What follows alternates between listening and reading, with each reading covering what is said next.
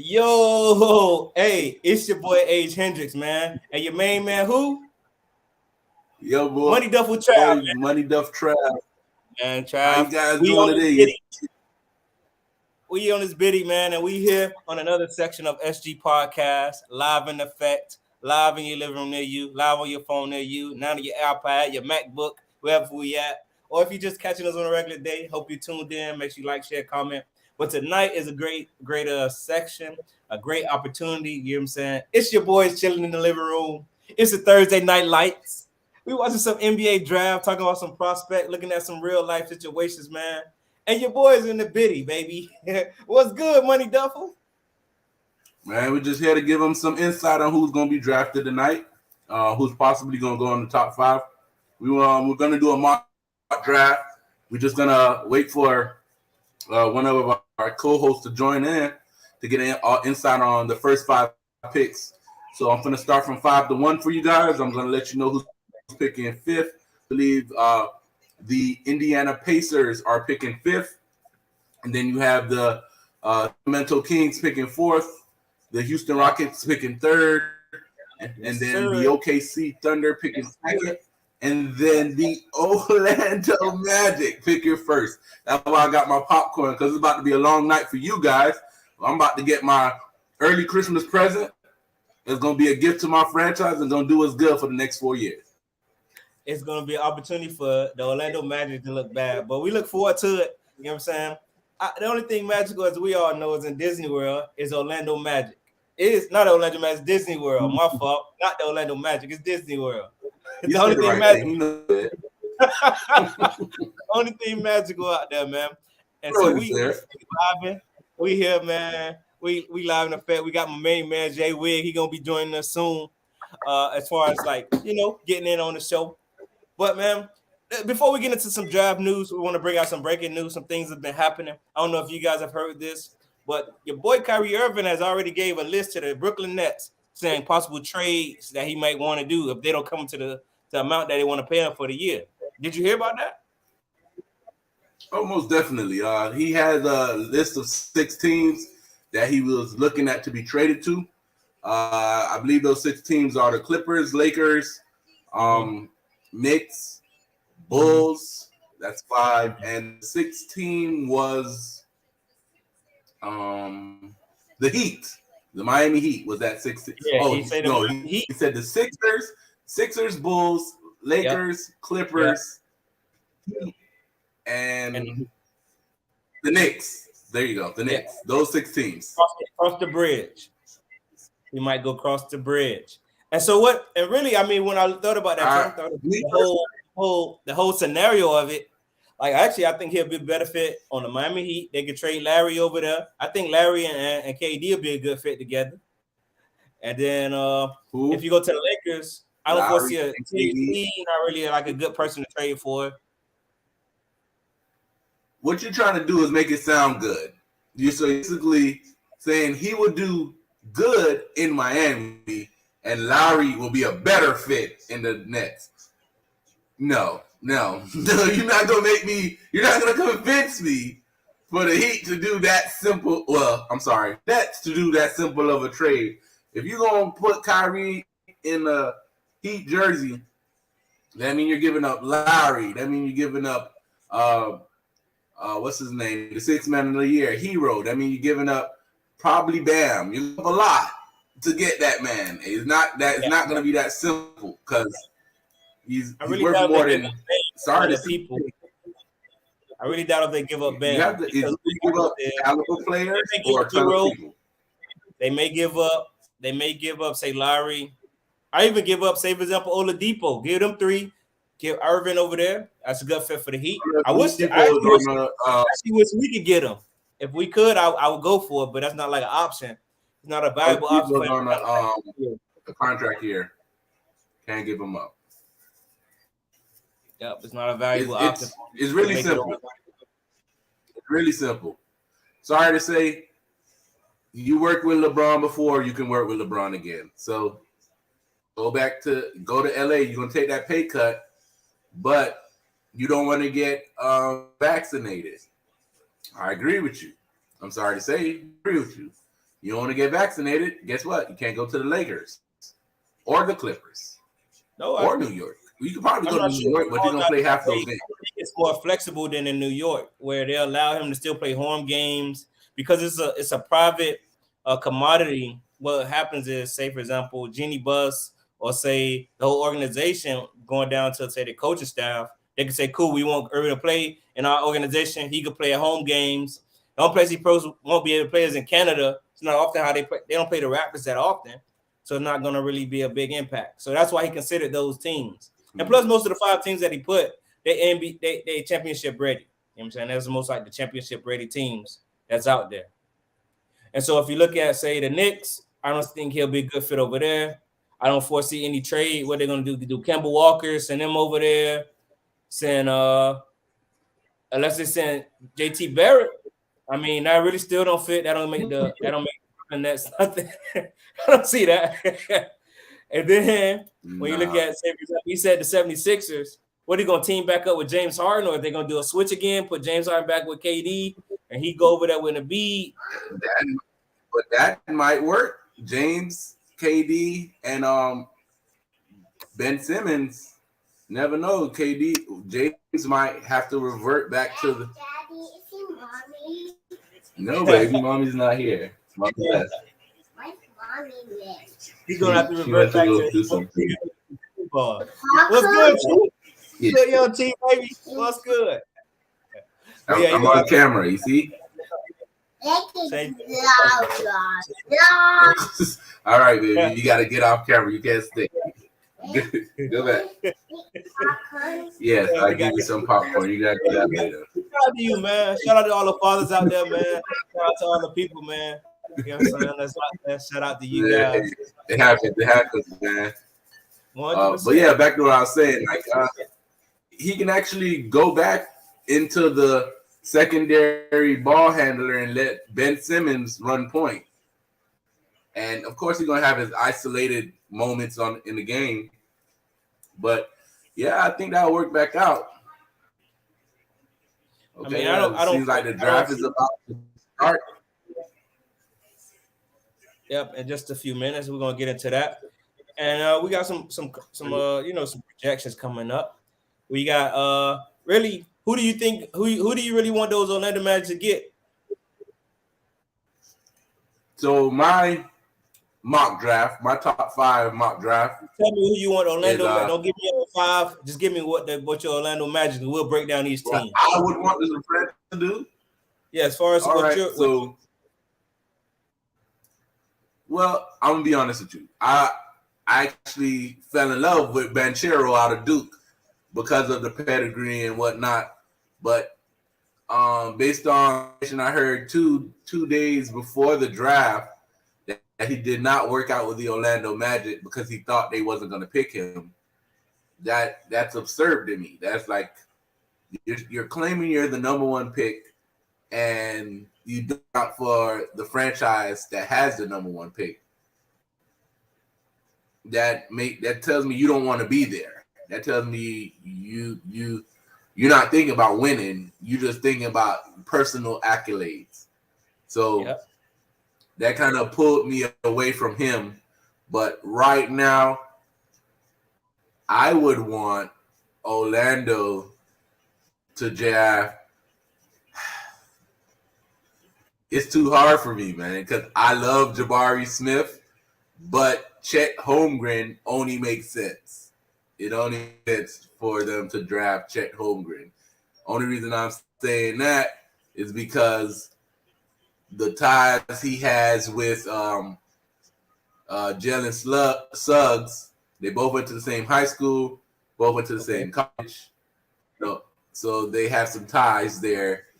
And Orlando played this role already with Mo Bamba, where they had him help side with Wendell Carter Jr. and let Wendell Carter Jr. handle the bigger centers in the league. So they will play Chet at power forward, give him the flexibility to be a 7'1", 7-foot ball handling, playmaking shot blocker. But that's going to come along with time. That's not going to happen until 2-3 years down the line. And I feel like Orlando wants to win now. So they'll do the shot making athletic power forward out of our Arizona with Jabari Smith. I mean, the only thing that I see that kind of like I like them because they also the part that I do hate that they come up with that is like a baby Giannis, which adds a lot of stress on the shoulders. I guess if he can have the development of what Giannis had over the years, then I can foresee that.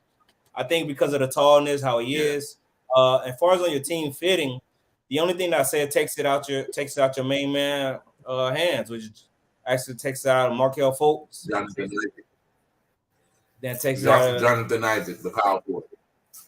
yeah, but I'm saying that if you want to bring the ball up, or it takes it out of say your man Isaac hands, he was saying I don't know, he's just a good shooter. That's what they say. As far as how he do it, I don't mean like a ball handling power forward. I mean like transitional basketball. He can bring the ball up in the transition easily because he has the playmaking skill to do it. We're not going to solely rely on him to be a point guard for us.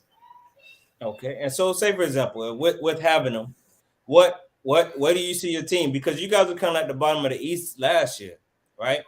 Do you guys see yourself being near the play-in, or where do you see yourself being seated, kind of going into next year? Next year, I like us to be probably 9th or 10th. We're gonna be a lot better next year. We're gonna win a lot more games next year. So I like us 9th or 10th and the seeding. All right, give me one moment, please. Something's happening. I have to take care of this. All right, no problem. And so a lot of guys we hear live in effect, as we said, man. We're in the studio. We got a couple people in. We're looking forward to the NBA draft coming up. As a perspective, we got a couple people that's on the team here. We got Money Duffel. He's an Orlando Magic fan. He's looking for them to go ahead, as he said. He's looking for them to get Apollo on the team. But he said as far as how it goes, they're going to be able to get Delham. If I got his name right, hopefully make sure I said his name right. Apologize if I get your name wrong, main man, and you're watching us here. But also, what I believe they're going to do is actually get Jabari Smith on their team. Why do I think they're going to get Jabari Smith? I think they're going to go for Jabari Smith for the simple fact that he's a 3-and-D person, right? And he had 42% shooting on the team. And he had one of the better workouts as far as when it came down to, say, the NBA Combine. He had one of the better workouts that had happened. And so he's going to be one of the people that I think comes along on the team. So I think they'll really go for Jabari Smith with the Orlando Magic. And then it kind of leaves your boy Dyson coming up next. Daniels. He actually went to Gonzaga.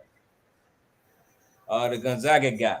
I think he's going to be the next guy that kind of goes up. He's going to go second over there to actually the OKC, which, say, for example, what I think. Chet?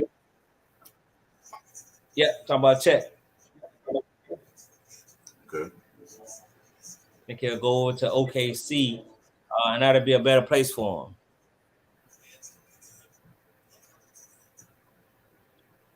I think that would be a better place for him to go. So that kind of like, get him to where you want to go. They get checked. I think it'll be over there. I'm laughing at Denver's messages in a mukbang. I was just saying that it's gonna be a long show for everyone else. Me, I'm gonna get my present early, so I'm gonna be eating, watching everybody else enjoy what's happening. Oh, it's your popcorn. They did say something. Yeah, she did say popcorn. That's funny. Shout out. I'm sorry, I just saw it. Shout out Denver Sunday. Absolutely. Make sure y'all go check out Daytona Heron website. She has a clothing brand which out there for the ladies, apparel, workout wear. She'll be coming out soon. We're gonna do a small advertisement. She one of our top people that be watching. So make sure y'all go to Daytona Heroin website. On all internets by you. Make sure you gotta check it out. See her apparel that she has. And she has something for all you ladies want to get fit, or even the ladies not fit to make you look fit if you want to be fit. And so she got something for everybody. And soon, my main man look like we're trying to get the camera right for Jay Wig to be able to join in with us. He's a Miami Heat fan. He has some perspective on basketball. He has a pretty good sports story. I think he's ready. Let's see if he's in. Let me see. Miami, Get him my hat in. Right. messed up. Dude, man, what's up, y'all? What's You good, said Miami, man? my hat. Yo, how's everybody? Y'all can hear me? Yes, we can hear you. Can you hear us? Sir. Something like that. Yeah, I hear y'all. I hear y'all nice and well. All right, for sure. And so we're talking about moving into the draft, and we're talking about the Orlando Magic. I was one of the questions that were proposed. Money Duff, he was looking for them to get Check on their team. He believed that Check's going to work out for him. And I told him, I was asking them, proposing the question, do you think that's going to take them out of the bottom of the East? And I think we had a little small internet interruption, but what did you say? Where did you see yourself placing with getting him? I don't think anybody in this top five is actually going to uplift the team. I don't see nobody in the top five being a center block for any team at all. Like they might put up numbers if they are like the best player on a sorry team, but I don't see nobody really. Not tomorrow. I mean, not next year or the year after. Like everybody in this draft seems to be more of a project fit in a sense, and not a cornerstone. Mm-hmm. I think the best picks would be between 10 and 20. Some type of 4-year, 3-year college basketball player that's coming out of the draft. These dudes, they just not. I don't see no body fit for NBA in the draft. So if I was the Magic, I would have did a lot of publicity stunts and one particular player that most teams might be high on, and try to trade that pick to get like future picks and a role player that can actually help out for next year. But I don't see anybody being that dude, because the Chet dude, that's the 7-footer from Duke. No, Check is this. He comes from Gonzaga. See, I didn't watch many Gonzaga games this year. That's my problem. All right. He was the guy from Gonzaga. But as far as being a better fit, as I was talking about, I think they should get Jabari Smith. Again, that's another dude. Like that man 6'10" and what? He weighed like 122. Nah, Barry Smith actually, he's in the 200s, I believe. He's 6'9", 200 something. The other guy, Carlos, is 6'10", 250, and of course Chet is 198. So yeah, I don't know, man. The height, all that weight is in the height. I don't see no NBA bodies in that top five, man. That's my only thing. And I think like the Smith dude, that's the dude from Auburn, right? Yeah, that's him. Right. Yeah, like if you're gonna build a team around him, I don't want to not no player from the draft who don't work their ass off to get to the spot that they're going and make it seem as if they're like insignificant. But like the draft is not what it used to be. You're not getting Jordans and Barkleys and Dreslers and Shaqs. You're not getting these dudes in the top 5 pick now. Like you need like top 5 picks is mostly skilled players. Like Trae Young should have been a top 5, and the Devin Booker should have been a top 5, and the KDs, he should have been a top 5, but he was an anomaly.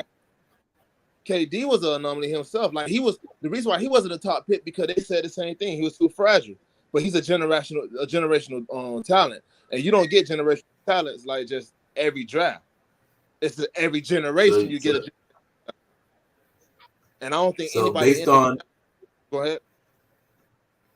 Based on, can we pull up a Chet highlight?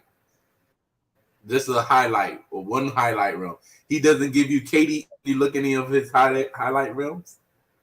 Man, I could give you body type, but I don't see him being KD. You know, so it's like So check this out. Show me, not check. Show me a bad highlight reel. You feel what I'm saying? No, Like I get I highlight reel make like the whole NCAA playoffs when he played against bigs. That was his bad highlight reel. When he played against size, he was exposed. So I mean, like, there's no way in hell you could tell me that this dude is gonna like change the game around. You feel me? well, so as far as his averages this year, they say he had 14 points, 9 rebounds, 1 assist, and his field goal percentage is 60%.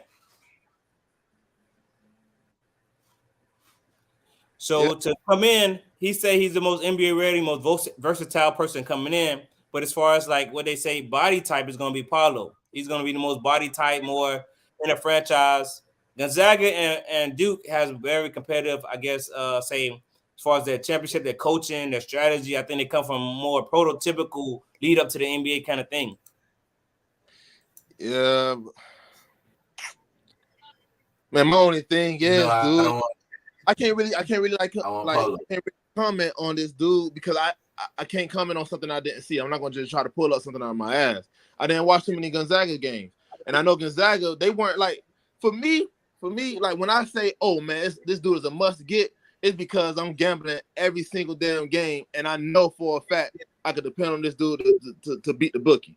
If you can't beat the bookie consistently, you ain't no generational talent. You ain't no top tier talent. You know what I'm saying? Like when it comes to Orlando, the only reason I believe in Isaac is because he came from a system that always beat the damn bookie. And then when I'm watching, like, okay, he's part of that reason why they beating that damn bookie time and time and time again. I didn't see much of his NBA because he's in and out of injury, but I know what he has and I know his background. It's the same thing with like Marquette players. If a Marquette player is supposed to be like a top 5 or a top 10 pick, most likely they was beating the spread because of the way that they play. You know what I mean? If a UM player is supposed to be a top 10 player, they beating the spread because of the way that they play. It's the system that they play. I don't usually pick Duke players to be great NBA players because the way that they playing with a whole bunch of talent. I like Ja Morant better than I like Zion, simply because Ja Morant was carrying a tier 3 team to the Elite 8. Zion had 3 other prospects who's supposed to be the number 1 players in the nation. You know what I mean? And they still wasn't beating the bookie.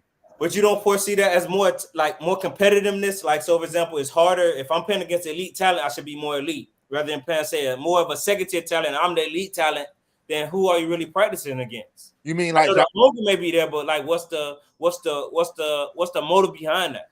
What you mean, like behind Ja Morant? I'm saying compared to somebody come from Duke that's against all 5-star recruits. 1 second, guys. The pick is in. The pick is in, guys. The pick is in. Mm-hmm. I wanted to ask you something, Jay Wig, before this pick does come in, though. What it was I wanted to ask. Okay, boom. Do you see Miami making any trades during this draft? And the second question I had was I forgot it. Just answer the first one. Well, as far as Miami making trades, I don't think anything in this draft is going to push Miami to the next level. Can Miami make a trade? Yeah, if somebody sees a steal at the 27th pick, and they be like, hey, you know what I'm saying? What y'all want for it? Miami be like, hey, you know what? Let me look at your bench. Let me look at you. All right, I think this person is proven. They could help us out. Let me get that person. You know what I mean? Or let me get your next year's first and second, or next your next 2 second-round picks, or something like that. But I don't really see nobody in this draft. If Miami was to pick a player, it had to be a 3-year or 4-year player. They're not gonna pick no 18, 19-year-old because that's not what they need no more. They need somebody who carry their fellas. Who's the pick? They're still picking. Paolo Beccaro! I wanted. That's what I wanted. Paolo. I wanted Paolo. I wanted him. Hey, H, what did I say? He give me he doesn't want to be there, but he's the most NBA ready. He's NBA ready. 6'10", 250 pounds, playmaker, shot. He could create his own shot. We needed that on the perimeter. We needed 4 other than Jonathan Isaac, who's coming off an injury. So that's the pick I wanted. If I was the GM, that's what I would have went with. Paolo would have been my pick, and I'm happy for my franchise. I am happy for my franchise. Paolo Banchero. Okay, so let's look at his highlight. I can bring up his highlight. Yep, let's bring up some highlights. Let's see if we can do that. We'll bring us some Paulo highlights. On YouTube. Elite scorer, guys. Orlando could be college level. Continue to say at a college level. They could be a nice squad. Huh? I said Orlando could be a nice squad if they keep going after height. And that's exactly what it's needed. And 250, that's not bad in size. That's not bad in size, but and he can move. If he's 250, he can move with the ball. That means he's like 230 in real life. Yeah, you find exercise hard. 240, 230.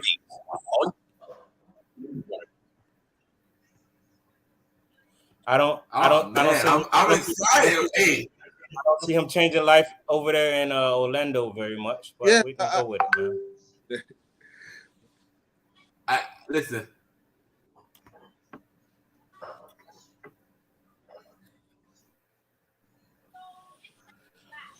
They say he's comparable. So the upside of Banchero is what he's as a playmaker.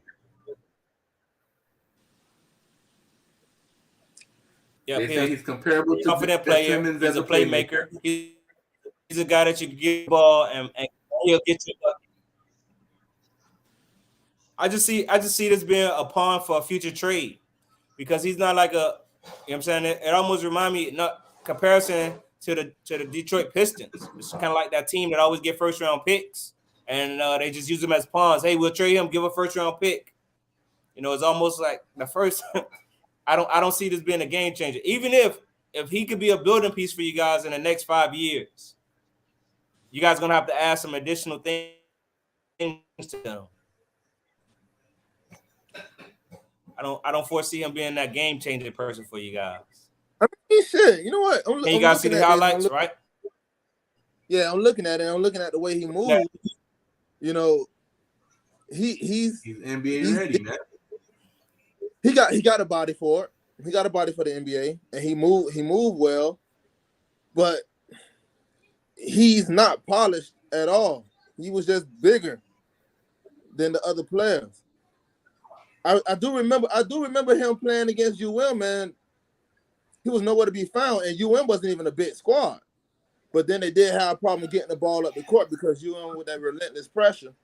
But yeah, he wasn't really nowhere to be found in that game. Hello. What did I say? Pick, man. It's more y'all organization, man. It's what I don't believe in. Y'all don't do the players, man. Like that's the problem.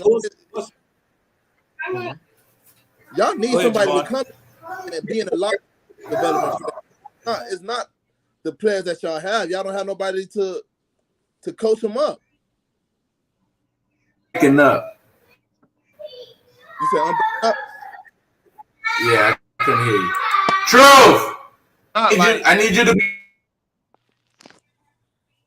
So one of the things I know that comes around, like, so what's your player development like in Orlando? Because that's really what it takes. How can you take a person like, say, for example, if you look at, say, the Golden State Warriors, how they got Klay Thompson, they got Curry, they got Draymond Green, and they had a development cycle toward a championship. Do you foresee your team having a good development over in Orlando, Travis? Money Duff? Yeah, based on the coach we just picked up, we have a development player coach.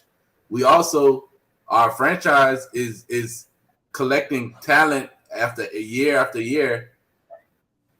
You have to look at it. We have 3 number 1 pick roster in Fultz, now Banchero, and I'm sorry, 1 picks. So a lot of people wanted it to Fultz to disappear. When he came back, only running 20 minutes per game, his player per rating was extremely high. So I'm liking to see that continue next year. I like to see Wagner progress next year as well. I like to see Suggs have a bounce back sophomore season, and Cole is only going to get better. So it's a lot of people in that organization right now that could turn that franchise around if we keep putting the pedal to the metal. We re-signed Bamba. He could be an additional help. As I did say, Isaac isn't going anywhere. He sat out 2 years. Clay sat out 2 years.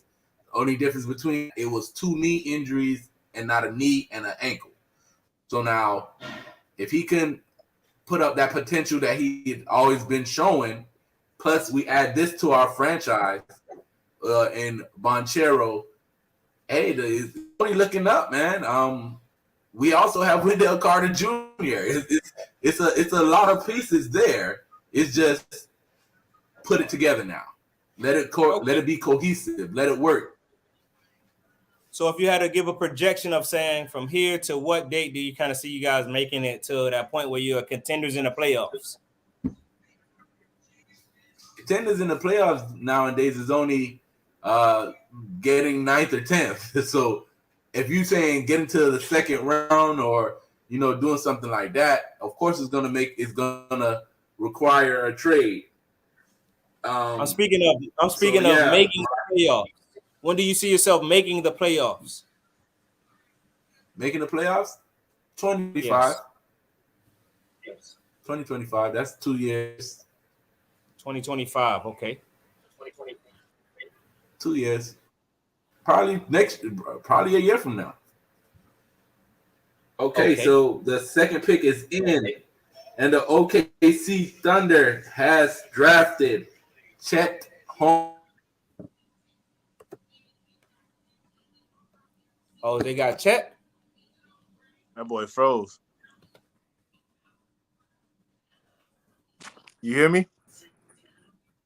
I heard you, but I don't hear him, so it's all good. Dude froze, man. So I'm gonna while he in the ice age area, I'm just gonna talk about this top 3. I'm not feeling the top 5 of this draft, man.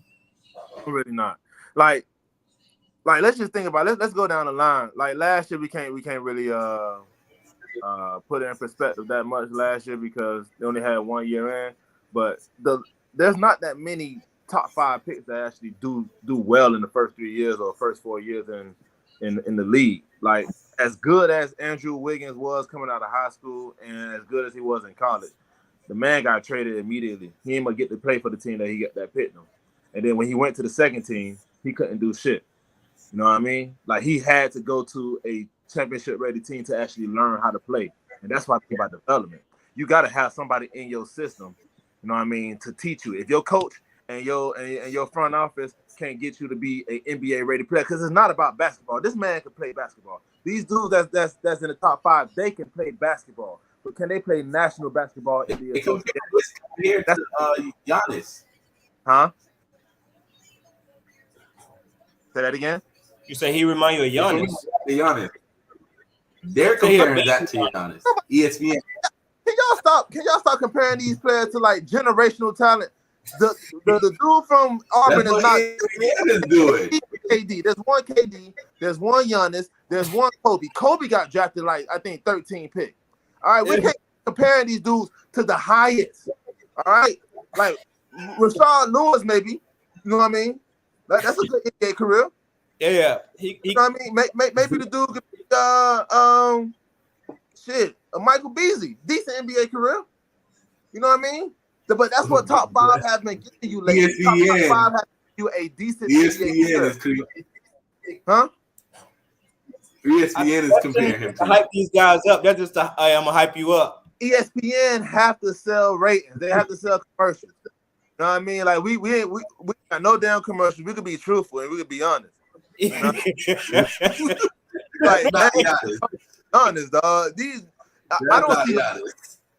I don't see no Giannis. I don't see no KD.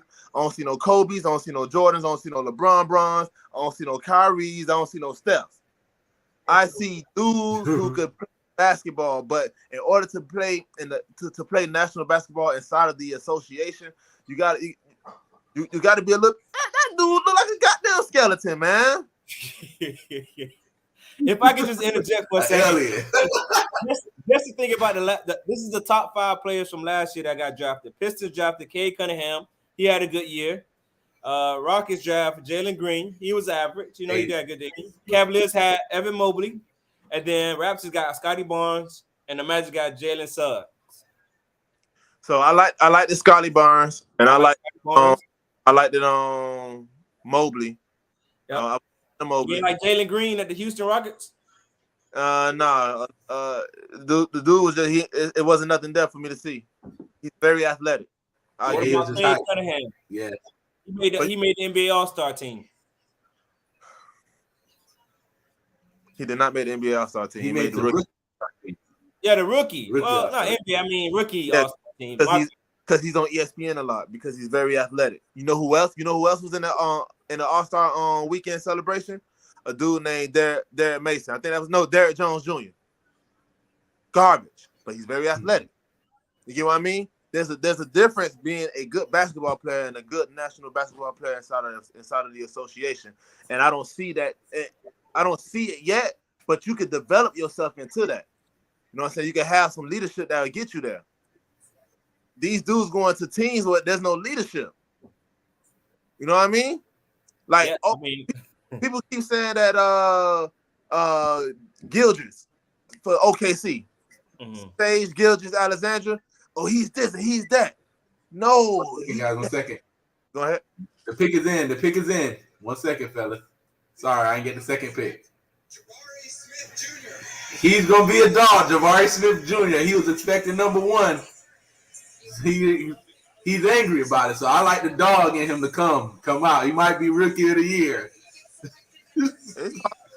I'm gonna put it past past a lot of possibilities, man. I mean, out of everybody, I like him the best. Why? Because he has the best thing. So he's a 3-and-D. He's gonna put defense on. Nobody else you hear about, they talk about defense. Every type of overview I've heard about him, he had defense. He brings defense to the table. He has one of the better shooting percentages, was about 42, and he has good passing vision. So therefore, he's a guy that you come in, you can put along maybe another star, somebody that can take under his wing to help cultivate him. You know, he comes in, his body is better than Chet. When you think about it, as far as body size, he's more structured. And I think better than Chet. And he's always been the underdog, so therefore he has a better fight in him. He's not as privileged as previous people. When you look at a lot of players, when they come down to second, third players, they have more dog in them. Those are people that achieve. They put more time in the gym.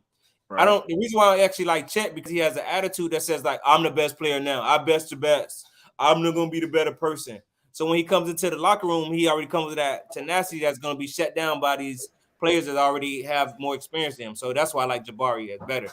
Okay. I respect that analysis. I like the underdog line in it. I mean, that's what it is. And who's the third pick? Who had that third pick? Who got him? The Rockets. Houston Rockets. That's what I don't like. I don't even like that coach, and it's sad for me to say I don't like that coach because he's a brother. But yeah, I watch Houston play. It's an easy team to bet against. Like if you losing spreads, dude, I'm not talking about games. It's okay to lose games. If you losing spreads, that means that you are worse than what people are saying. That you are worse than what Vegas think of you. And Vegas already think that you are a double point underdog. Compared to Sharif Abdul-Rahim and KD. Huh, what? Huh? You keep saying KD out there. Where does KD keep coming from, man? Can we leave this man name? That's what they did. I think they compared him to Sharif Abdul-Rahim and KD. Why you slid KD in there, man? That's what they said. I didn't say Not no that. KD, man. No, I I mean, don't. like everybody's How many comparing people in the KD these days. This Bruh, Money up. is a KD. How many people in the man. Seems NBA like right it's now KD can you say is similar to KD? How many people No, can but you- that's what ESPN said. So out of college, I'm a KD, but when the NBA, nobody in the NBA else is a KD. Thank you.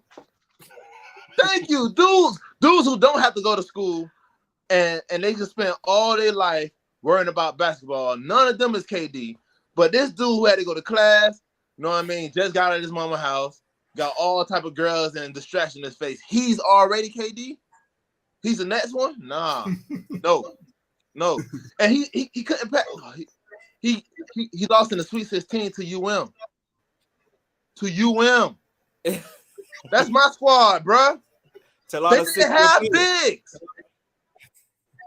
They did. Remember, they were down big at halftime. UM came out and just straight up dogged them boys. That's the next KD. Mm-hmm. I remember when KD lost in the conference. I mean, not the conference, but in the tournament, it was a close game from wire to wire. And KD was the only player on that squad. They had one more dude who ended up being good later on. I think it's not Michael Pittman. Michael Pittman played for Ohio State. Who was the other dude? Oh, who was the other dude that KD had? I can't think of it. He wasn't that dude though. All right. These are generational people, man, and it's one in every generation, and it's not happening, man. No, that's not no KD, man. Looking at, according to his highlights, Pull up jumper in his face. Pull up jumper in his face, bruh. Wide open. I promise you the next shot he shoot he gonna make it. I bet he make this one. I bet he make it. Boop. Damn, he made it. Yeah, he made it too. The next one he gonna make. Oh, this 2 points. Dunk in his face. That's defense. That's defense. Oh no, he got the block. Yeah. That's the next play was positive too. Okay. Next pick is has drafted Keegan Murray from Iowa. You remember the guy that could shoot, the number 23, that choked in the I forgot, was it the game against Gonzaga? Or was it the game against Texas Tech? I forgot whichever game it was. Iowa played one of the bigger teams. That's the Tech. They lost early. It was the young black cat that could number 23, power forward that could kind of shoot, but started getting scared towards the end of the game. And who got him? 24, I mean, not 23. He went to the Kings. The Kings got him. He went to the Kings.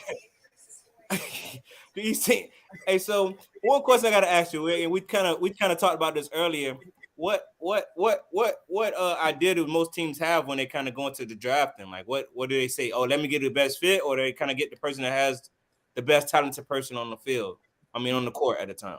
Notice the teams that pick first is always picking first, and second and third and fourth and fifth and sixth and seventh and eighth and ninth and 10th for the last 10 years. They have no idea what the fuck they're doing. And so, generally, where do you see these teams mess up at? No vision. The owners being cheap, that they want to invest into the team the way that they should invest into the team. These players could actually be very good NBA players if they were being drafted to better teams. If I was in the OK, well, I can't really go at the OKC because they actually have good drafts. They have a track record of picking the right player, you know what I'm saying, consistently. They only have their problem is they can't keep their players. So with the NBA, the way the NBA is right now, where it's ring chasing, you can't just always pick the best player and then hope you can develop him, and then you could build a championship team around him. Because for teams like Orlando, OKC, Sacramento, the market is so horrible to pay out Siakam. Huh? Pascal Siakam. What about they compared him to Pascal Siakam? I mean, that's Siakam. Okay, and that's a level that's worth trying to reach for. You know what I mean? That's a good level that's worth trying to reach for. Yeah, and then if you think of Pascal's development, That's it not a took him bad years comparison. to get They good. start watching him play. He They was start second watching him string play, and Parley on seeing him in the tournament. Yeah, that's a good comparison. And when the last time Toronto had a pick like a lottery pick because their system is actually decent. You know what I mean? Like teams last year they had Scotty Burns was, but that was a traded pick. That wasn't a natural pick. They got that from somebody else. Yeah, because actually I think the year before, no, that's not the year before that. But No, the year before that, they was bad. Orlando won the It championship. was bad. It wasn't a good year before that. That year, that's the year that they was getting rid of Kyle Lowry. So they wasn't that good. The Lakers. But Van They Fleet did was bad that year, actually. Van Fleet was going off. Yeah, See, Van Fleet was going off the bench that year. And Pascal was going off, but I can't go over the numbers because as soon as I leave this down screen, I wasn't prepared. I wasn't prepared to do the interview, but yeah, once I leave this screen, You saw that? what happened? You didn't see that I last like this guy right here to be better than Chet. Based off of him, he come from Iowa. He had a little rural town. All they eat is hay and eat mashed potatoes. Now he going to a big city. That man coming out to be good, man. He understand the idea of working hard, man. You got to earn your spot on the team, coach. Is this one with the outlet passes? He's gonna play behind. That's the one. He's the one. These all look like transition, man. I don't see no set offense. Man, I like that outlet passer. I'm not sure who the dude who was throwing them outlets off the He's rebound. number 15. The guy scoring right there. He's number 15. That's him. He the one right there. It's Duck. Yep. I like his body. Feel like Sharp is going to Detroit now.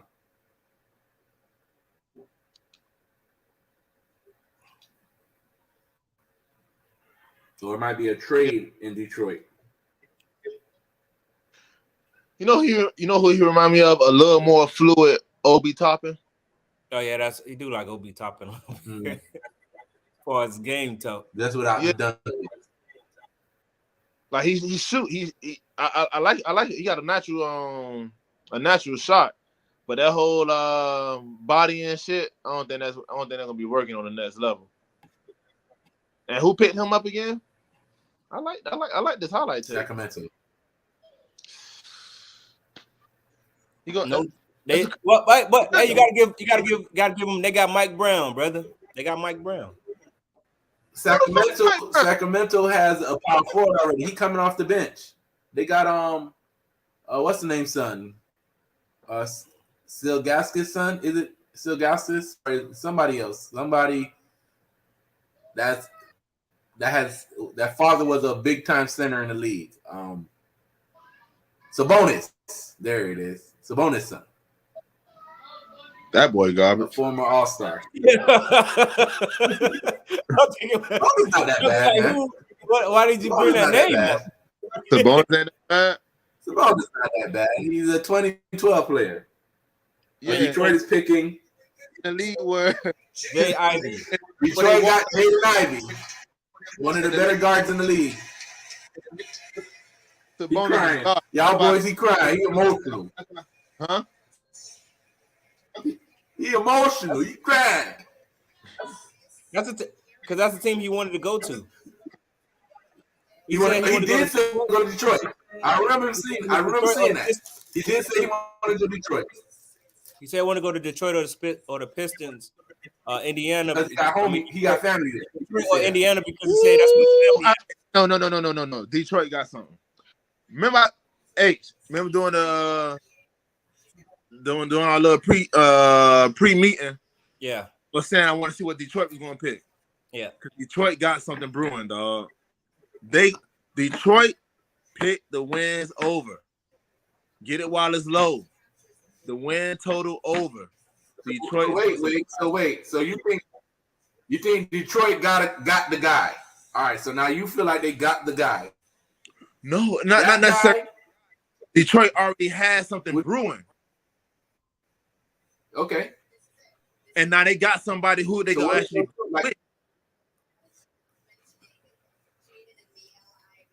That's what I'm saying.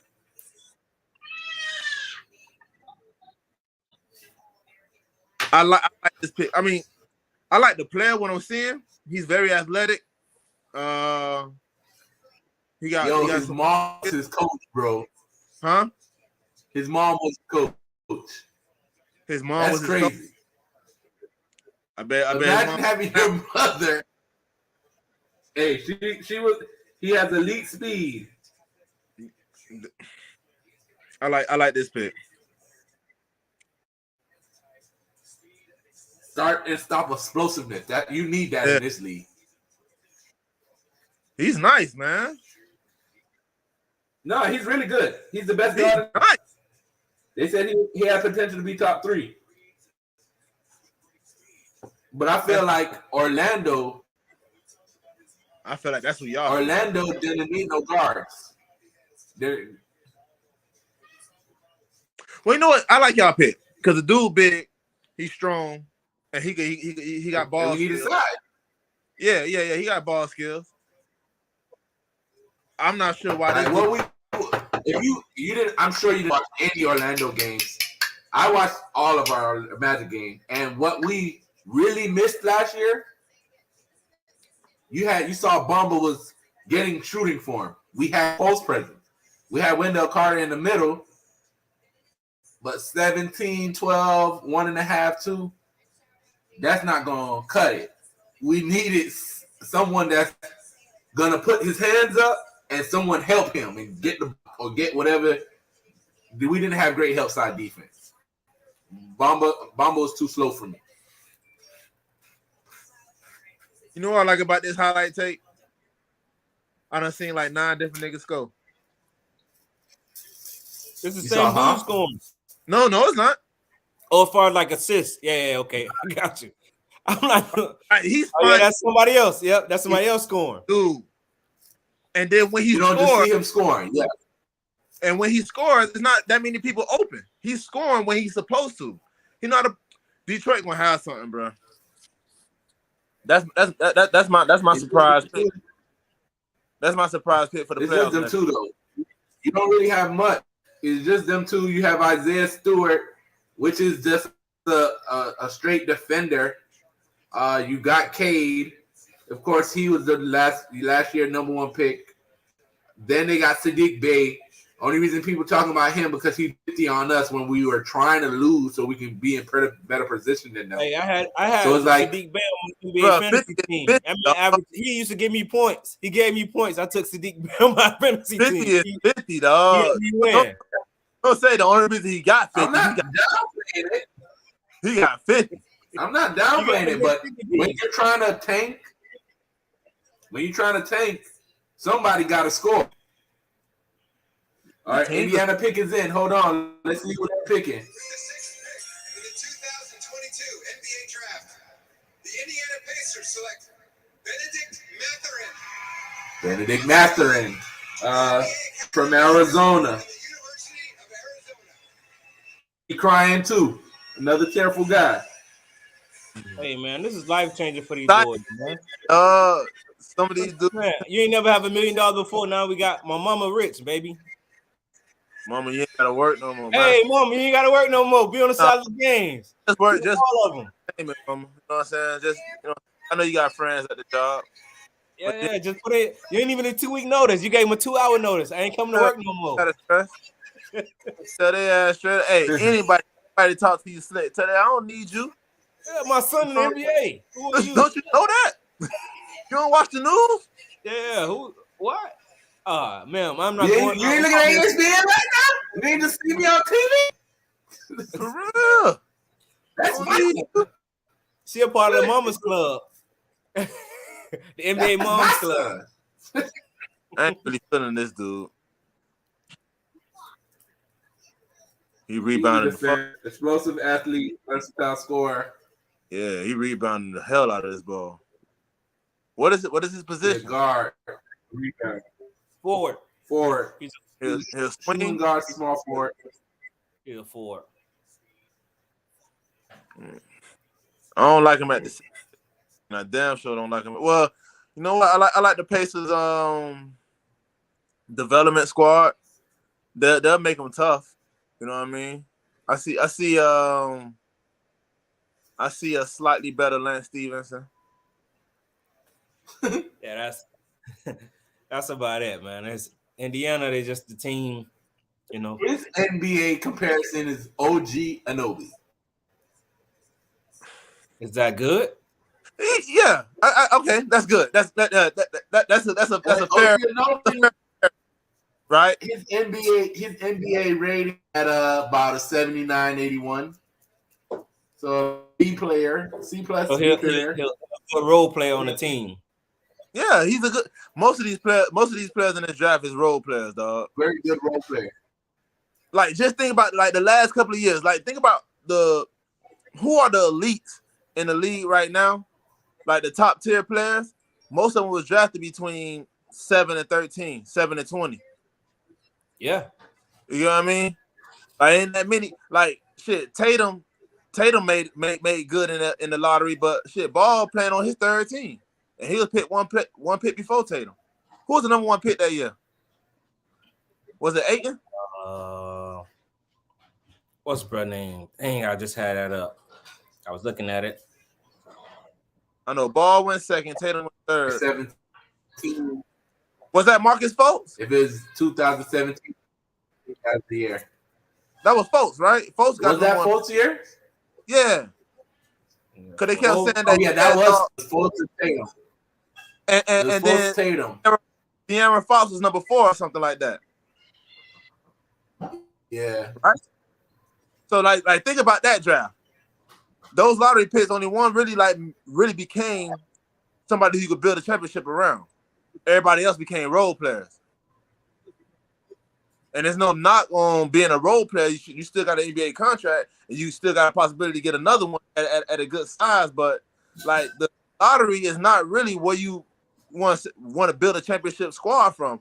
If I was these smaller teams, I would trade that lottery pick for a leadership role player and a few more future picks, just in case there's an actual generational talent coming out, like Ja Morant. So H-Man, the San Antonio Spurs picks 9th. Let me tell you what you have available on board. All right. So let's go ahead and look into your availability. Can you pull it up while we just looking, or you want me to pull it up for myself? Sure. What you want me to pull up, brother? I got you. The available players right now that's on the draft board.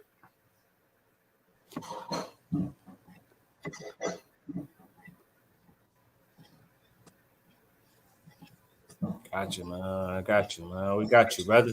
Today is your day, man. I'm with you. 17 more. What site do you want me to go ahead and take a look at for you?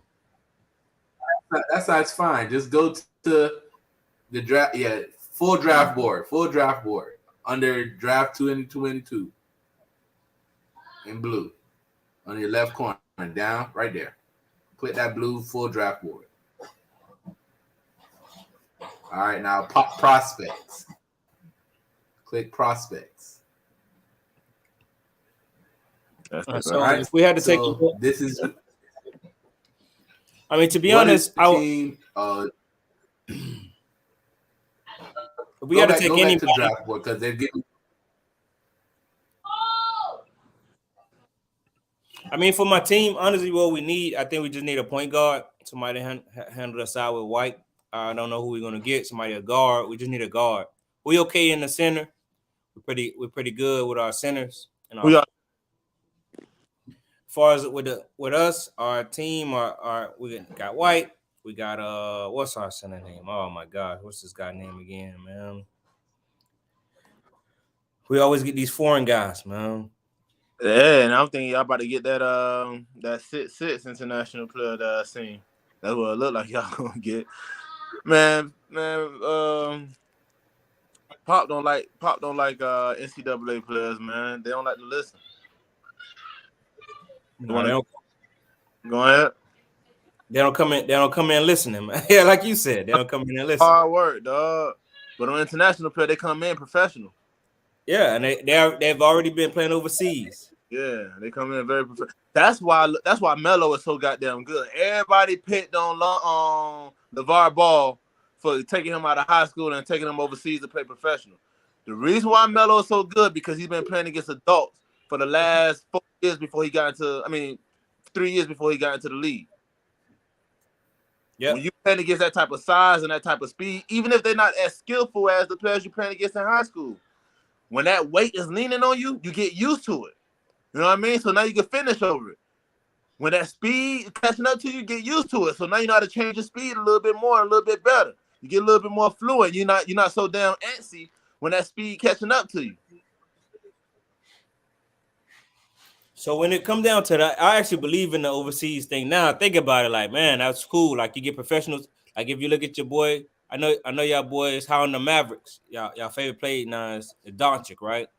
And And my if you see, favorite that dude though. Okay, so yeah, I know it's your favorite player, man. And my, He came from overseas, man. I can't. You like that? If you look at Ginobili, if you look at Tony Parker, if you look at a couple other overseas players that have come in, they come NBA ready. Right. Said 13, man. They've been getting bullied by 22-year-olds, man. Well, Tony Parker, it took him some time. He wasn't, you know what I'm saying? He wasn't like he wasn't confident when he first got in there. He had some skill. He wasn't confident. But yeah, then lo and behold, after that first championship, boy, the nigga nuts dropped. The fools started terrorizing. Foreign players, they have come in and started taking over in the NBA. Mm-hmm. And so I think that's a good pattern. Like a lot of people now, they like, man, forget college. There ain't no one and done. Forget it. Send me to the G League, get paid, and that's it. So, but I think the game changer now is that players gonna go to college now and get paid because the NLD, the NIL. NIL thing. Yeah. So speaking of about that, let's just like go a little bit off topic. It's still basketball. Y'all got a chance to see that movie. What was it called again? The Adam Sandler movie. I'm sorry. Yeah, I seen it. How you like it? Oh, I like that movie. Actually, I like it. True. Yeah, that was. I like it because I'll be like a movie for deeper meanings than what I be seeing, man. Right. I be watching like, hey, man, if you take a man off the street, you can he's just as good as somebody that you could get into college. Because actually, we all play street ball. Right. That's one of the toughest basketball games to play, man. Right. Be honest, everybody out there, you get fouled, get elbowed. You on your own, dog. And ain't no referee say, woo, oh, man, you gonna fuck that, bro. They be like, F that, bro, man, all ball. Oh. You be like, what's up? Hey, Wig, that's what I wanted to ask you. I wanted to ask, do you feel like, with the whole Chet pick, because that's a big thing right now, everybody's saying Orlando messed up and not drafting Chet. Now, my question to you was, does the race play any role in lack of size and development into NBA stars with those unicorn-like players? I feel like if Chet was an African American, his transition would be easier or better for him to be a star in this league. The only thing I have a problem with, I don't give a damn about what race you are. Like H is literally trying to tease and pick on us for liking Dunkage. And I told you, the dude is that dude. But because of the culture, he's not my favorite player. He can't be my favorite player because of the culture. Just because you're not my favorite player don't mean you ain't that dude. Check ain't that dude. It's not because he's white. It's because that boy walking out there looking like the alien that Sean Bradley got taken over by. You know what I mean? Like that's why you don't like Dutcher? No, that's why I don't like this Chet dude, because he's very, very, very fragile. Yeah. Bo can play. Yeah. But look how skinny he is. He can't get on the court because that's an injury. Yeah. That's 285 pounds falling on them skinny legs, man. Imagine Embiid. I just saw 3 highlights. Check this out. When Chet had to guard Embiid, and he fouls Embiid, and Embiid flops and falls on him, you think Chet will get back up every single time? Think about that. Look, but hey, listen, I was just watching the college highlights of Paulo Banchero versus Chet, and Bonchero slightly, hit him with a post move. That boy flew like under the basket. So it's like That's why he got to get in that weight on. college, the number one choice did that to you. I imagine Embiid. Let's go to the West because he's in OKC. So But hold on imagine before you get back there, Davis. Trav.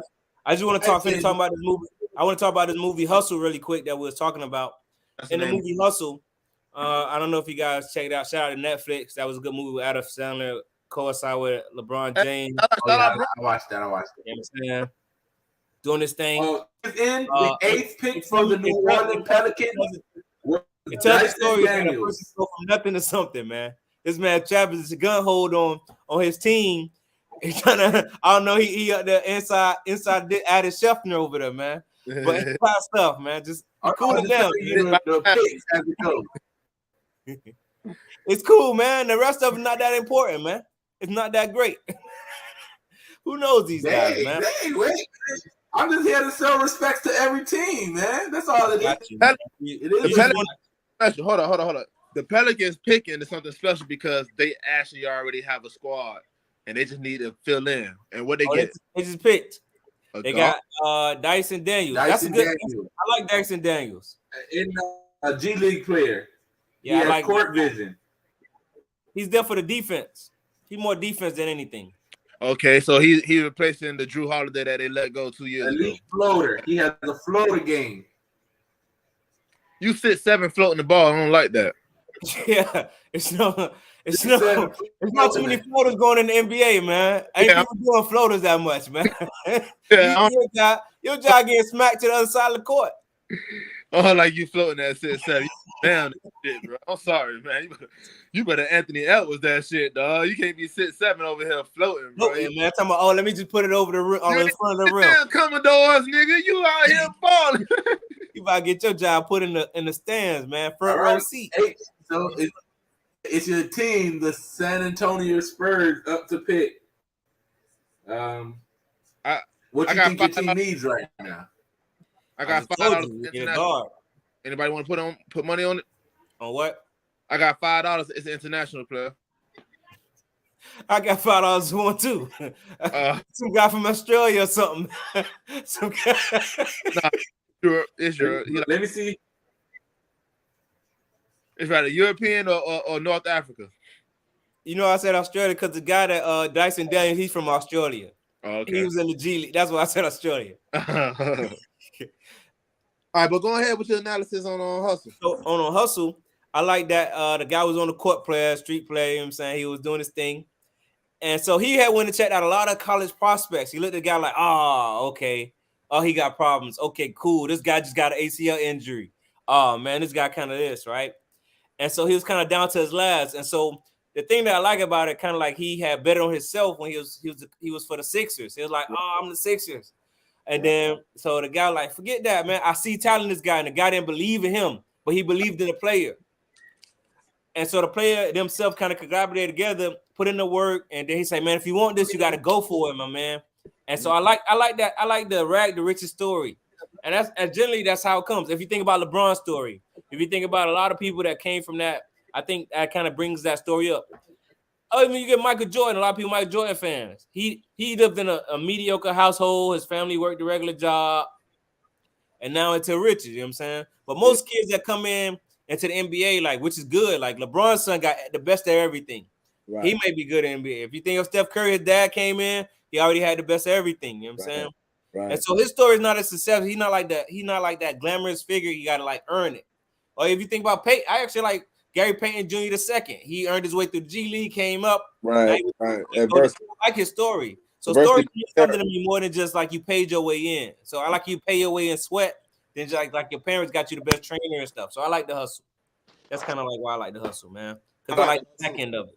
I like the hustle because I think LeBron like pulled back the curtains of what's really going on behind the scenes when it comes to like people trying to get in the league and how political it could be, and the fact that it wasn't the fact that the owner's son who ended up becoming the owner didn't like I can't think of the man's name on the screen, but Herm Gomez's character.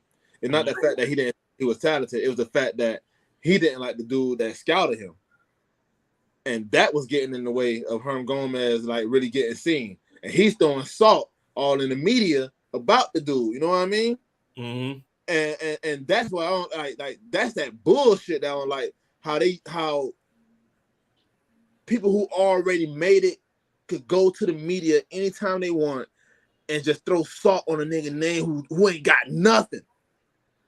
Nothing, bro. You know what I mean? Yeah. And he tried to throw salt on full name. And it's not like we never ever see that shit, dog. They do it to Kyrie. And I know Kyrie got something right now, but damn, no pimp. Like I listen, dog. NBA players don't talk bad about Kyrie. Try to find one NBA player that got something negative to say about Kyrie. But we hear stories after stories day by day that Kyrie is a cancer.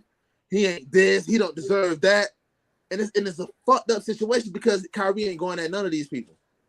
The closest thing they got in terms of talking bad about Kyrie is that James Harden decided to leave him due to the fact that he didn't want to get vaccinated. Who the fuck is James Harden? And now I'm gonna do it. Now I'm doing it. Now I'm the media about to talk bad. Yeah, you the new media, man, that they talking about. But damn, dog. So what? James Harden don't like Kyrie. That's that nigga problem, dog. James Harden ain't got no ring. He had his chance. You know what I'm saying? He had plenty of chances. All right, so what? It wasn't that James doesn't like Kyrie. It was that James was at the point where he feel like he's wasting his prime years. So he didn't want to be a part of the debacle that was happening in the Nets organization where they don't know if their player's going to play. They don't know if they're going to keep him. Like he doesn't want to – he wanted to get to a franchise that was solidified or trying to be solidified so they can actually win a championship. But you be told, honestly, if James Harden would have stayed with Brooklyn, I foresee them getting out of the first round. I think they would have beat the Celtics. Even with their defense.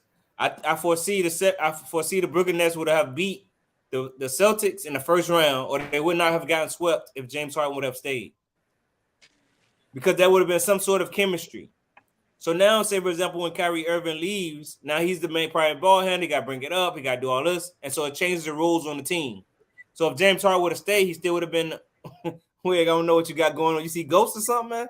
No, he said James Harden didn't want to waste his prime years. And I was just looking back there because I know his prime years way behind that nigga. So. Oh, okay. Yeah, he still feel like he's his prime. What is this man looking at? His prime to him. That man prime years way back there, dog. Yeah, back in Houston when he left it there with him, man. But then again, now check this out.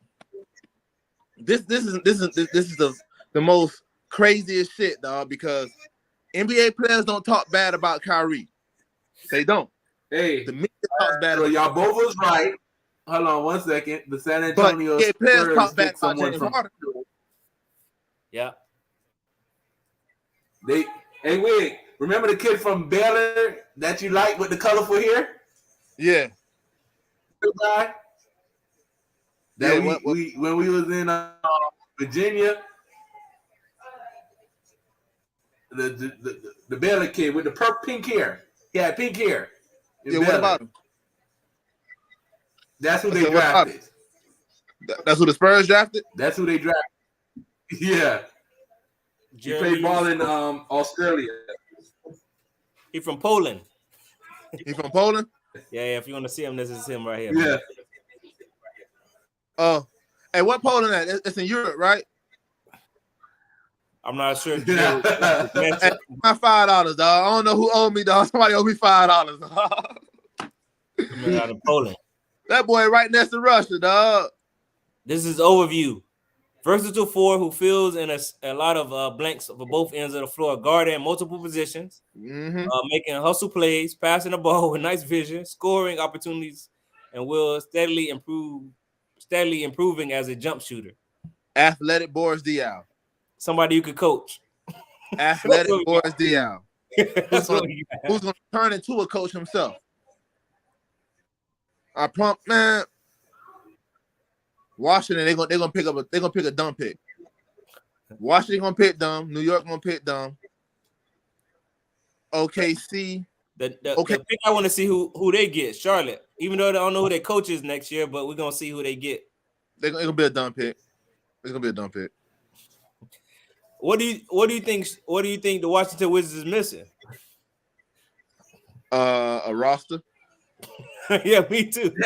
Hey, I'm thinking like, what? Somebody trying to get Jerry Ivey out of he over there talking to him like, come on, man, I need you in New York, man. What you say? He's having a conversation with the boy, man. New York literally trying to get out of there, man. They need to do a trade. I need to see a trade happen, man. Bradley Beal need to get up out of the Washington, man. I want to see the man win. I don't think Bradley Beal really want to get out. I just think he want to continue to put out the illusion that he wants to leave, so he can continue to extend for like, because they got bird rights on, so he can get the highest of the high. He can get them Curry, the Stephen Curry contracts. So if he keep on saying, I want to leave, I'm opt out. He opt out. They give him the highest of the high.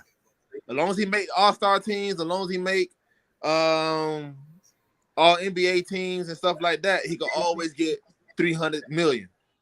So I don't give a damn what y'all say about rings. If that man end up being a billionaire off of NBA contracts, he'll probably be the first one to do so. So I got a question for you guys. Yeah. Do you think championships make the player? See how they say Steph Curry just became a top 10 player? Mm-hmm. Does that make it because I want to stay on the team? Say like a Charles Barkley. He didn't stay with a team, but he never run a ring. Does that like take him? He's not in the top 10. Got a couple other people like T-Mac. He never got a ring. Is he not a top 10 player? Like I'm saying, how does rings really define your legacy? All right. So as far as your NBA legacy, yeah. But I don't think NBA legacy for this generation of players even fucking matter no more because of how much money they making, and they after the bag. So dudes like T-Mac is like kind of like sick to the stomach. Like he really wanted to be a Hall of Famer just so he could have that on his notch because he don't have that type of money and he don't have the rings. So it kind of hunts him. Charles Barkley, he got money right now, so Charles Barkley happy as shit. But I bet before all those T-Mobile deals and all those ESPN analysis jobs, and he was just Charles Barkley retired, it was hurting. I know that shit was hurting, but he's rich as hell now. So what? About them damn rings. I did what I needed to do for my life. And these dudes is making Charles Barkley retirement money while playing. So I don't think that's why they don't care about, if I join a team who already got a championship squad, y'all gonna talk bad about me. So fucking what? I'm gonna get all these endorsements for being on the championship team. I'm gonna get my ring. I'm gonna get my money. The hell with whatever y'all gotta say. And Bradley Beal is just the opposite. I don't really care about the ring. Let me just keep on getting these checks and checks and checks. This man did this shit for since LeBron left, Bradley Beal been saying he about to leave. LeBron left in 14, dog. So does that alleviate them from being a top 10 player? Would you say even like a Dame Lillard, if he never wins a ring, would you still consider him as one of the top players in the NBA ever? If he win a ring, he ain't the top 10. You don't think Dame? I think you got to take him into the top 13. If you win. If you win, 20 if you win a ring. He won't be top. He won't be top 20. Don't you know how many Damian Lillards you done seen in your life you just don't remember? Because they weren't really they weren't that dude. Steve Francis. Brandon Roy on the same team. Come on, Brandon Roy wasn't that dude. He had 2 years. He was that dude before the knee. He had 2 years. Before the knee injury. Don't say he had 2 years. 3, 4. That's talking about for the career. We're talking about career. We got Steve Francis. He had a career. T-Mac had a career. Yeah. Baron Davis had a career. Jermaine O'Neal had a career. Yeah, but these wasn't like organizational changing players. Like somebody that's gone. But you're a lie though. You're lying the truth on you. What? Not O'Neal. Come on, he was good, bro, but he wasn't like a game changing player, man. Jermaine O'Neal was like shots away from the championship. As a matter of fact, it was a team. Remember the Madison and the Palace? That squad could have went to the championship if they ain't all get suspended. Okay, I give you that. I give You you get that. what I'm saying? We Dog, got a world people peace and all forget them how boys. good Jermaine was that dude, bro. Jermaine was that dude. Baron Davis, that dude. Francis, that we all know T Mac was that dude. T Mac was that dude. Yeah. You cannot put, there's no way in hell you could put Damian Lillard over T Mac. When Refresh Kobe that. would say, man, I had problems with Mac. Kobe would say that. Yeah, that's the guy that gave him problems. Because Dame is not that great of a he's a really, really, really, really, really amazing talent. I'll give you somebody else who hasn't won a championship but in top 75. They get Carmelo Anthony. He carried a lot of weight. Yep. But hold on. So Washington just got Johnny Davis. He came off the coaching seat, but I'm not sure. They just say he was he just was a sophomore and he came from Wisconsin. He went to Wisconsin. Okay. he got the color shirt on. I was just trying to... Good job, Washington. Versatile scorer. He's a versatile scorer. He also, let me see here. Okay, so it says that he's a breakout star at the collegiate level, whose toughness and ability to put pressure on opposing defenses with his dexterity of finishing and ability to create in mid-range stood out even in his confidence as a three-point shooter. Still developing. He's still developing his three-point shot. All right, so he's replacing who went to the Lakers from the Hornets? Kyle Kuzma. No. Hold on, who picked them? Washington or Charlotte? Washington picked them. Yeah, Washington. I don't get the pick, but like I said, I don't know what Washington is trying to do. So anybody who they pick, I'd have been looking like whatever. I don't know what their team's supposed to be. I'm not a believer in Washington. They just got talent all over. They gonna just try to figure out whoever played the best this day. You know what I'm saying? Y'all can play again tomorrow. I'm not sure. they got Kyle Kuzma, man. They got the unicorn. They got Bradley Beal over there, man. Okay.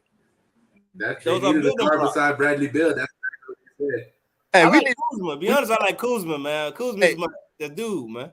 Hey, let's stop calling him a unicorn, because if you was to ever catch a unicorn, you're not letting it go. This man is on his third team. Nobody want him. He's a show pony. That's what he is. He's not a unicorn. They waiting for a better unicorn to come out, man. No. He was a fully developed. He was the runner of the group. He came out first. Giannis is a unicorn. You see how nobody want? No. Buck's like, hey, please don't leave us. Don't leave us. What do you want? Who do you want out of free agency? That's a unicorn. That dude is a show pony. He's a fucking mule.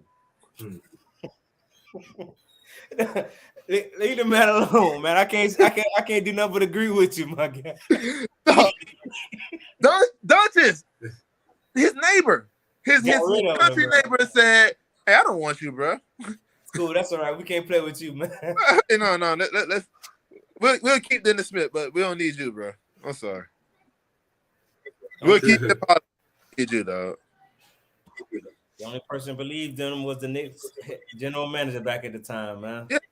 Phil Jackson drafted him, got fired, and then the Knicks like, Phil was still high from his Chicago days, so we gonna just trade you, and we're gonna get Dennis Smith, dog. Yeah, we'll just get something else. Thank you. Thank you for your services. Just give us anybody. So wait. So I just read this on Twitter. This is a thought proposed trade. Laker will offer AD, Thornton Tucker, whatever his name is, THC out of the Lakers. You know who I'm trying to say, Wig. Thornton Tucker, whatever his name is. I don't know the kid name. And picks for KD and Steph Curry. Steph Curry. AD and THT plus picks for KD and Seth Curry. LeBron. They might have to, they got to throw Westbrook in there too, because Throw KD ain't trying. Westbrook in there. They got to throw Westbrook in there too. They getting picks. KD don't want to play. Well, they gonna have to trade Westbrook to somebody else. KD ain't playing with Westbrook. They're gonna trade Westbrook to Charlotte or something. But nah. okay, he says New York just chose Ousmane Deng. Okay. Another European player. Nah, he got to be African. He trained with his idol, Paul George. Defense. Yeah. I mean, Tom. That sounds like a Tom Thibodeau pick. I respect it. Tom T. I respect it.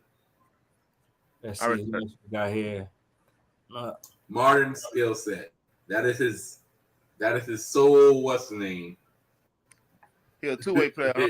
His modern skill set. So for the latter part of the show, I want to go into something with you guys.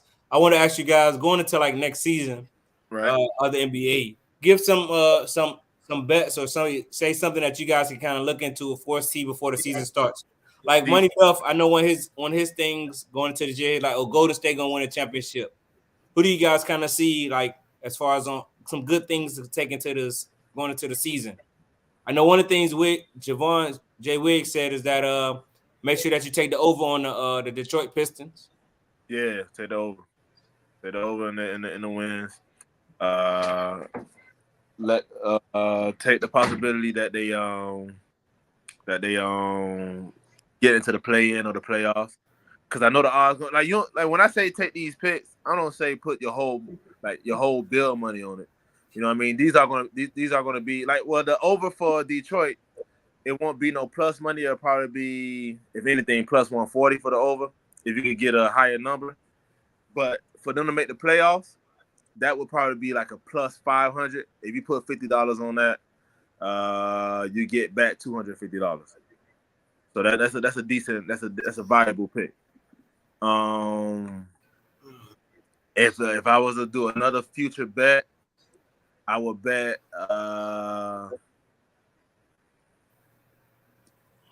I think I'm gonna have to wait for the true off season to start for the free agent signing season. But that's the only thing I really love right now is Detroit. Detroit's the only thing I really love as of today. So I figure out what's gonna happen in free agency. For me, what about? Go ahead. No, Duff, is on you. You answer the same question.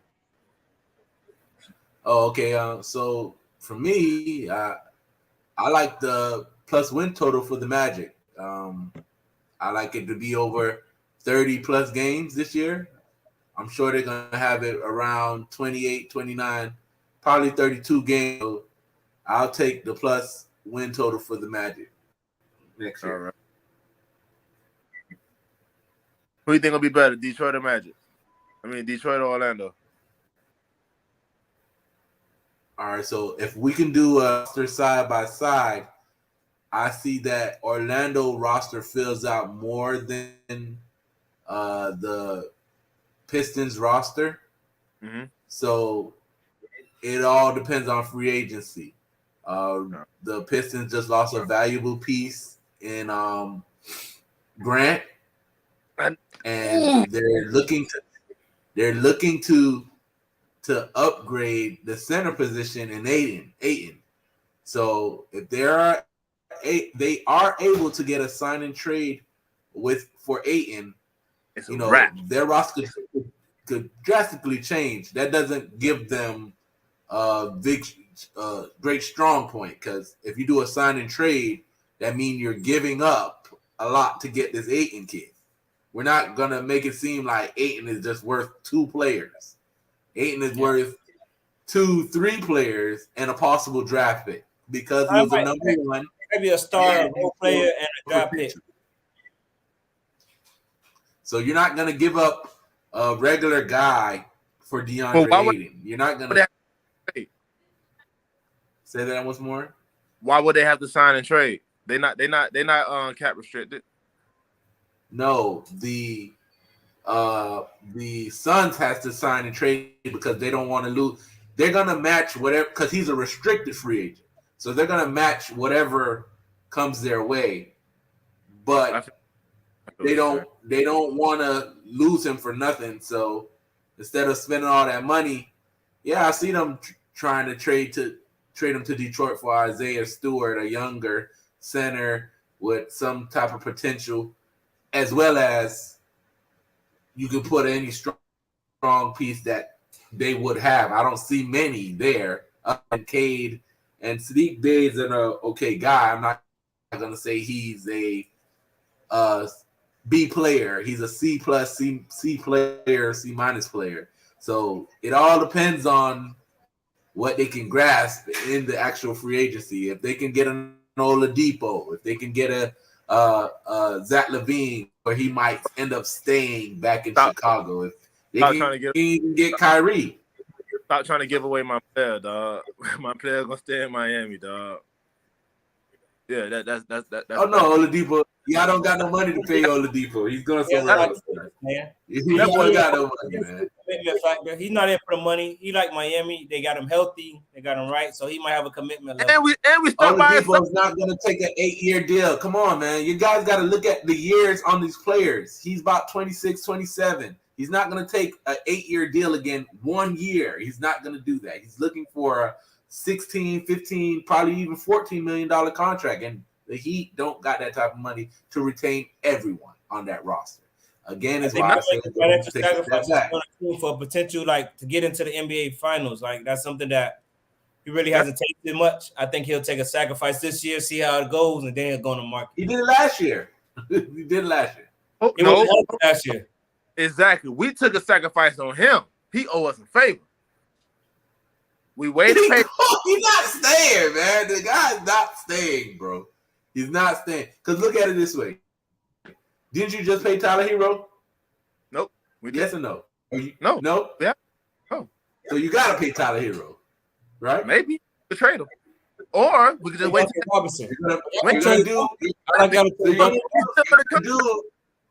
You're going to do what the Suns are going to do with Aiden. Sign him and possibly trade him. Okay, so that means we don't need him. Y'all gonna keep him though. He's not on the books. Our books is actually clean right now. What's really killing our books is Kyle Lowry. That's who's killing our books.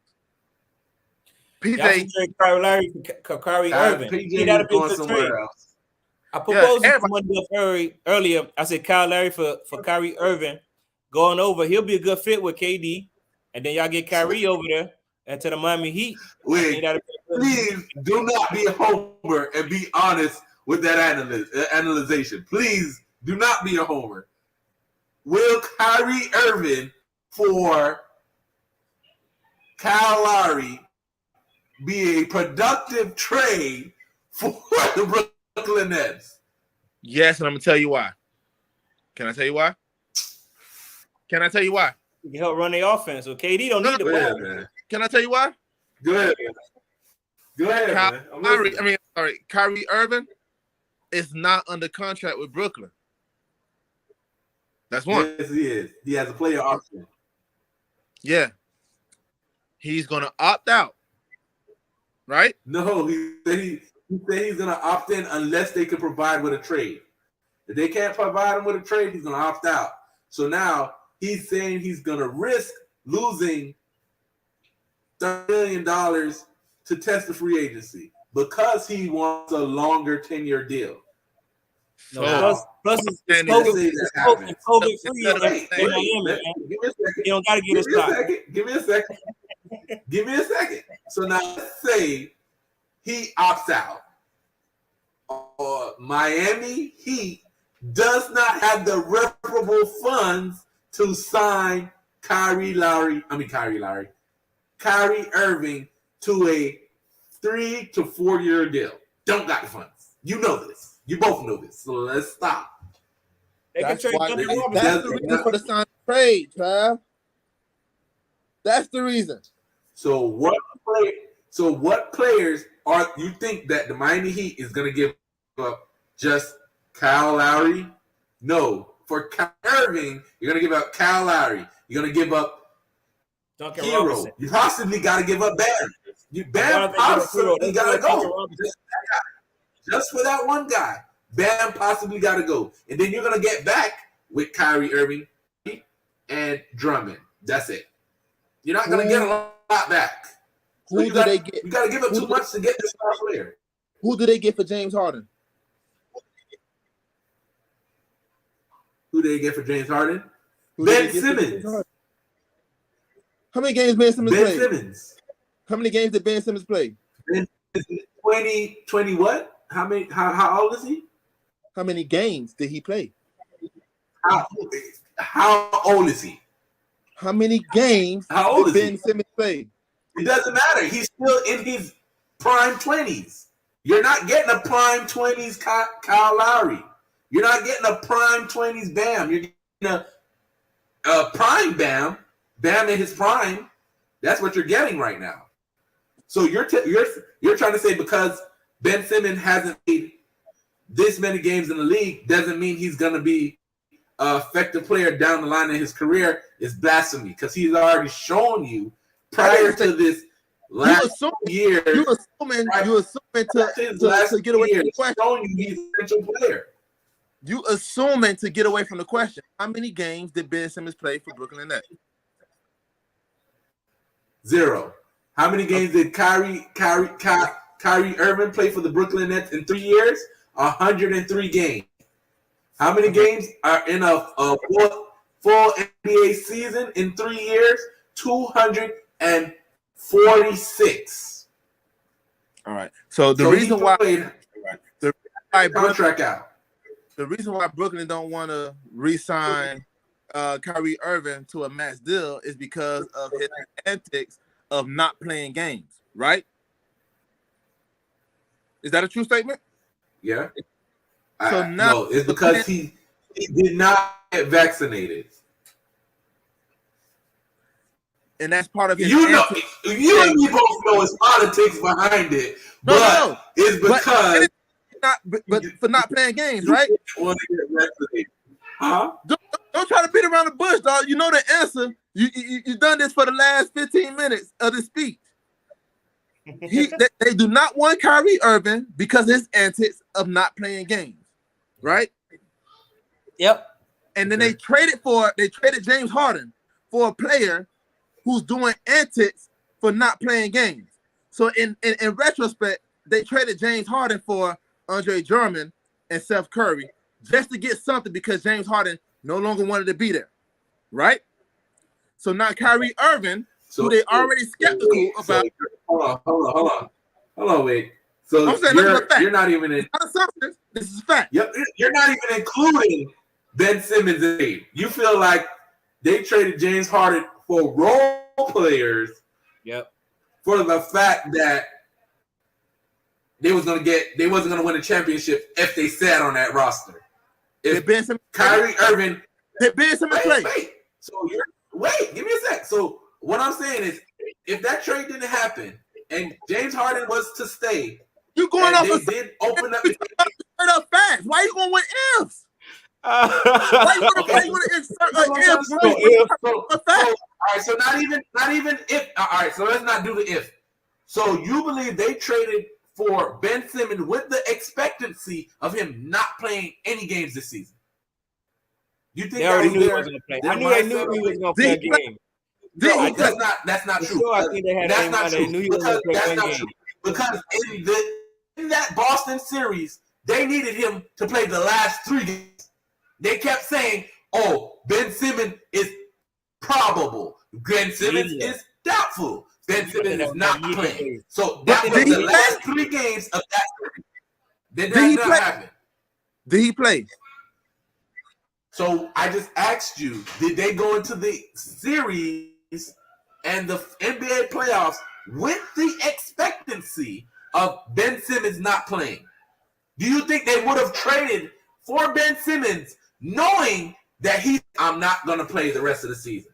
Probably not. Do you think that trade would have happened? Probably not. Or do you think they would have went elsewhere? Probably not. Okay.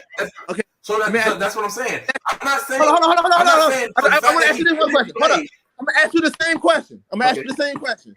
Do you think they gave Kyrie Irving max money for him to only play how many games in the last 3 seasons?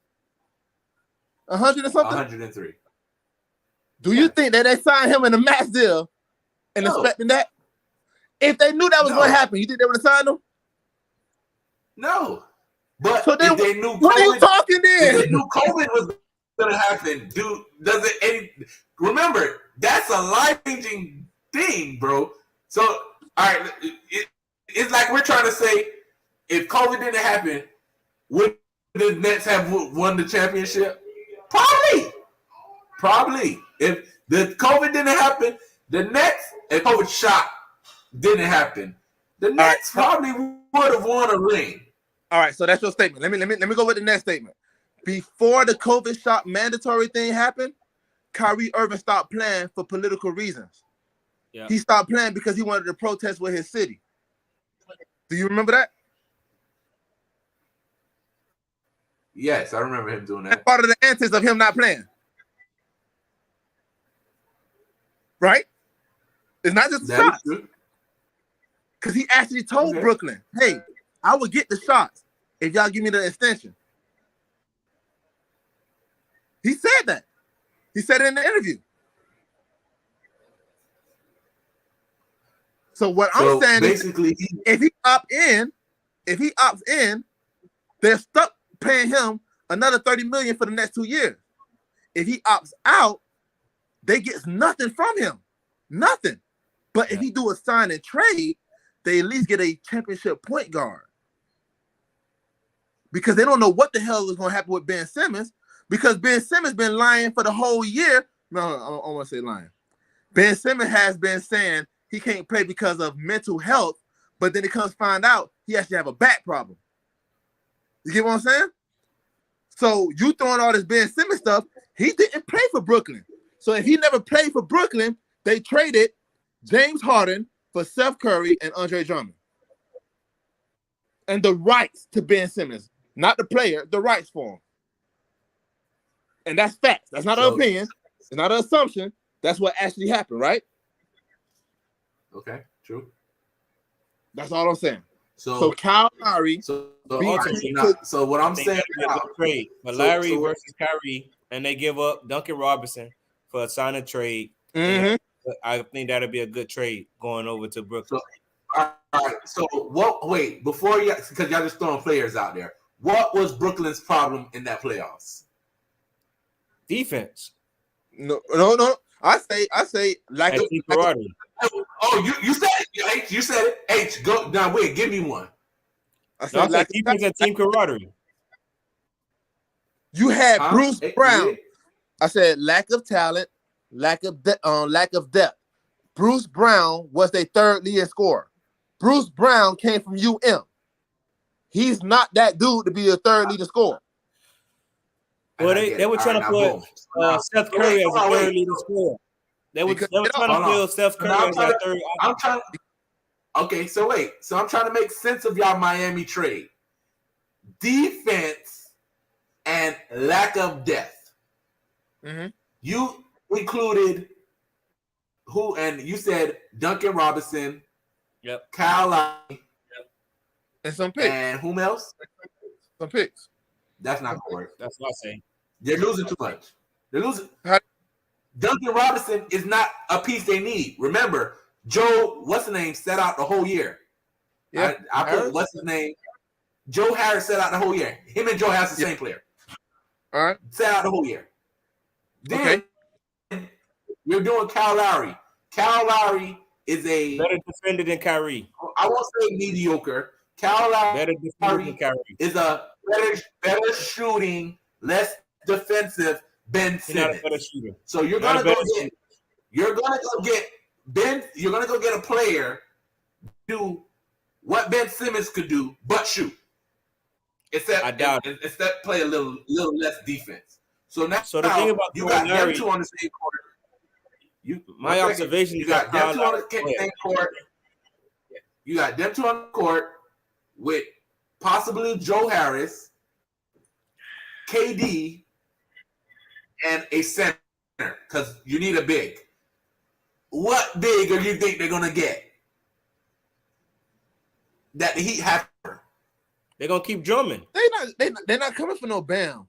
They can't get Bam. They gonna take Bam. You trying to give them picks? Miami is gonna be a good franchise for the next 4 to 5 years. So why didn't they they get Joel Embiid? Why didn't they get Joel Embiid? Huh? Why didn't they get Joel Embiid instead of Ben Simmons if they needed a big? Why did they get Andre Drummond instead of Joel Embiid? Embiid is untradeable. You can't. Bam is untradeable. You think the Heat not gonna trade Bam for Kyrie?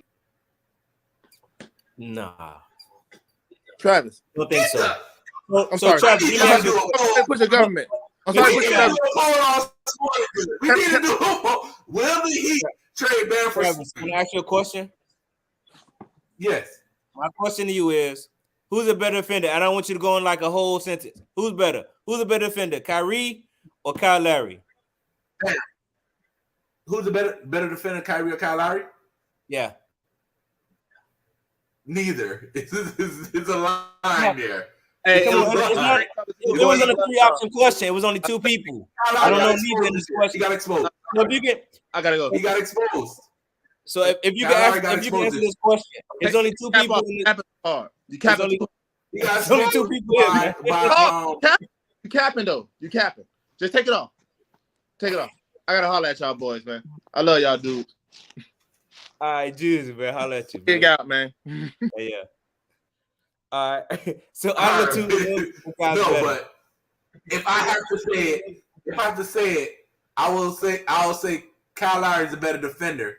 But Kyle Lowry and Kyrie Irving are at